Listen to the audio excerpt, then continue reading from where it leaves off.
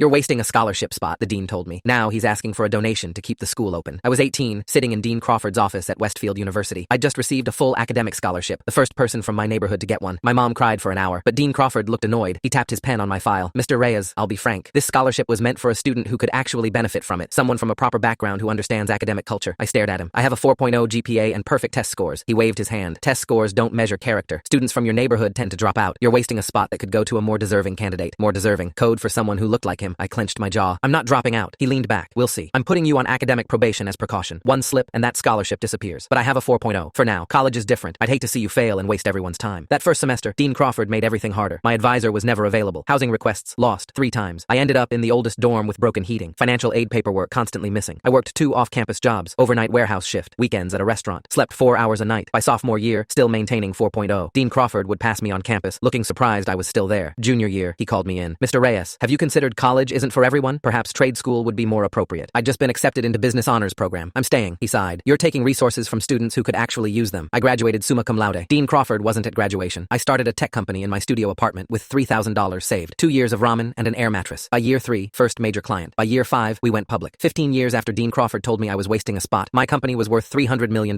Last month, Westfield's development office called. Would I meet with the dean about a donation? I wanted to see the place that tried to break me. Dean Crawford was older, grayer, but same dismissive expression. He stood when I walked in. "Mr. Reyes, thank you for coming. We're grateful." He didn't remember me. He gestured to the same chair where he'd told me I didn't belong. "Westfield is facing financial challenges. Enrollment down. We need donors like yourself. 20 million would keep us open 5 years. That's significant. What makes Westfield worth it?" He talked about legacy, tradition, excellence, how Westfield has always been committed to educational opportunity for all students. I pulled out my phone, opened a photo. This is me at 18, sitting in this exact office. His smile faltered. "You told me I was wasting a scholarship spot, that students from my neighborhood don't belong." His face went pale. "Oh God, you're that scholarship student you tried to push out. I graduated summa cum laude despite you blocking everything. Built a $300 million company, and you don't remember." He stammered. "That was long ago. I was following protocols." "Protocols? You told an 18-year-old with perfect grades he didn't deserve his scholarship because of where he came from. I apologize. I'd like to make amends." "Make amends? How many other students did you do this to?" He couldn't meet my eyes. "I was maintaining standards. You were maintaining racism and classism." I stood up. "I'm not giving Westfield a dollar, but I am making a donation." I wrote a check for $25 million.